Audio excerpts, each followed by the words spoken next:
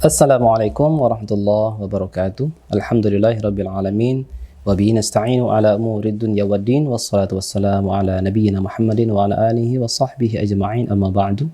Sahabat Durmi yang dirahmati oleh Allah Subhanahu wa taala, kita ketemu lagi dalam pembahasan adab-adab imam di dalam salat. Yang menjadi perbincangan kita saat ini adalah apakah seorang imam itu mesti alim, mesti faqih, mesti paham, mesti fikih terhadap hukum-hukum agama. Dalam kitab ini disebutkan ayyakunal imamu aliman faqihan. Ternyata benar, imam itu selayaknya dia itu orang alim, ngerti dan lagi faqih. Wala siyama bi ahkamis shalah, dan ternyata dikerucutkan, tidak mesti dia itu harus paham semua isi bab fikih, hafal kitab Majmu', hafal kitab Raudhah, hafal kitab Mughni, hafal Sahih Bukhari, enggak mungkin. Itu merupakan kesulitan bagi kita umat muslim. Tapi ternyata apa? Karena konteksnya dia menjadi imam, maka minimal dia harus menguasai hukum-hukum tentang salat, fikih tentang salat.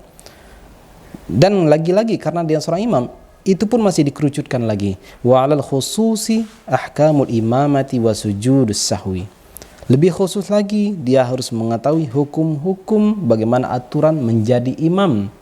Apalagi dia harus menguasai tentang sujud sahwi. Sahabat Rumi yang dirahmati oleh Allah Subhanahu wa taala. Rasulullah sallallahu alaihi wasallam bersabda, "Ya umul qauma aqra'uhum li kitabillah, fa in kanu fil qira'ati sawa'an fa'alamuhum bis sunnah, fa in kanu fis sunnati sawa' fa aqdamuhum hijratan." Ila akhir hadis. Apa sabda Rasulullah sallallahu alaihi wasallam? Suatu jamaah dipimpin oleh orang yang lebih paham terhadap Al-Quran. Jika mereka dalam bacaan itu sama, maka lebih diutamakanlah yang mengerti tentang sunnah. Disinilah perbedaan pendapat ulama. Aqra'uhum, yang lebih qari, apakah maksudnya tekstual atau maksudnya adalah kontekstual? Kita perhatikan bahwa suatu ketika Rasulullah sallallahu alaihi wasallam sakit di saat hari tua beliau menunjuk Abu Bakar As-Siddiq untuk dijadikan imam. Dan kita paham bahwa qari'nya Rasulullah itu adalah Ubay bin Ka'ab, Abu Musa al-Asy'ari dan lain-lain sebagainya. Tapi ternyata Rasulullah sallallahu alaihi wasallam memilih Abu Bakar As-Siddiq. Padahal untuk bacaan irama tajwid barangkali lebih bagus, lebih indah Ubay bin Ka'ab, Abu Musa al-Asy'ari. Tapi ternyata Rasulullah memilih Abu Bakar As-Siddiq. Maka oleh sebab ini, maka banyak ulama-ulama kita mengatakan aqra'uhum, lebih qari itu maksudnya adalah lebih paham, lebih faqih tentang kitab dan lebih faqih terhadap sunnah. Bukan hanya semata-mata bacaan. Banyak orang yang ahli bacaan tapi tidak paham dengan apa yang dia baca, tidak paham tentang hukum-hukum berjamaah. Ahli dalam bacaan, ahli tajwid, ahli nagham, berbagai macam irama dia kuasai, irama-irama lintas dunia mereka kuasai. Tapi ternyata ketika dalam konteks sujud sahwi dia melakukan kesalahan. Mengapa di dalam judul ini disebutkan sujud sahwi? Sahabat Rumi yang dirahmati oleh Allah Subhanahu wa taala. Di antara kita mungkin pernah mengalami salat berjamaah, pada rakaat kedua si imam lupa untuk duduk tahiyat awal, lalu lantas dia langsung berdiri. Muncul keraguan pada diri seorang makmum, para makmum. Apakah dia ikut imam berdiri ataukah dia bertahan duduk membaca subhanallah? Akhirnya imam yang tidak paham duduklah dia. Kalau imam yang paham, dia akan tetap berdiri. Hadis Rasulullah sallallahu alaihi wasallam diriwayatkan oleh Imam Ad-Darqutni mengatakan, "Man nasiya fi rak'ataini,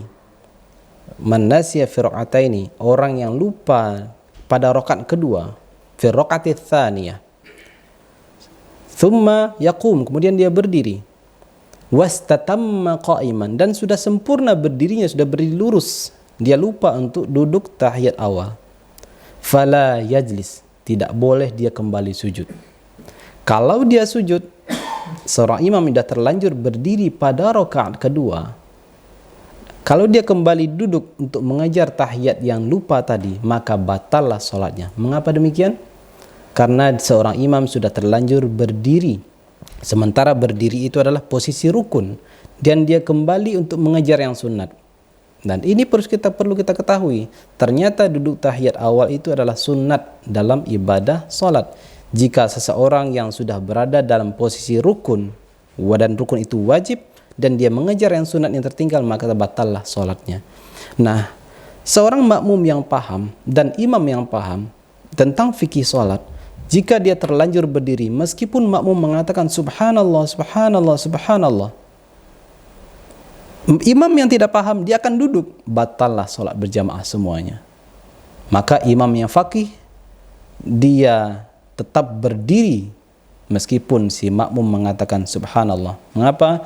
Karena apabila kita terlanjur berdiri pada rakaat kedua, solat zuhur misalnya, atau solat maghrib, maka dia tidak boleh kembali duduk, kecuali apabila dia dari sujud itu baru separuh berdiri. Walam yastatimma qa'iman, belum sempurna berdirinya, langsung dia diingatkan oleh makmum subhanallah. Saat itu dia boleh kembali duduk karena belum sempurna berdirinya. Itulah yang harus kita pahami, mengapa seorang imam itu mesti faqih dalam fikih salat, mesti faqih dalam urusan salat berjamaah. Sahabat Rumi yang dirahmati Allah Subhanahu wa taala, rentetan hadis tadi, yang pertama harus faqih, mana yang lebih faqih, lebih paham tentang kitab dan sunnah. Kemudian karena hadis ini konteksnya tentang para sahabat, ternyata banyak yang sama, maka siapakah yang didahulukan? Orang yang lebih dahulu hijrah.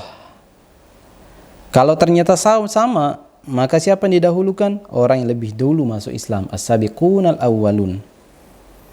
Wala ya'ummannar rajula fi sultani. Nah, ini hal yang penting. Seorang imam kalau bisa tidak pernah mengimami di satu tempat yang sudah ada imam tetapnya, maka dia kalau bisa jangan pernah menjadi imam di situ kecuali dengan izin imam ratib. Wallahu taala a'lam. Assalamualaikum warahmatullahi wabarakatuh.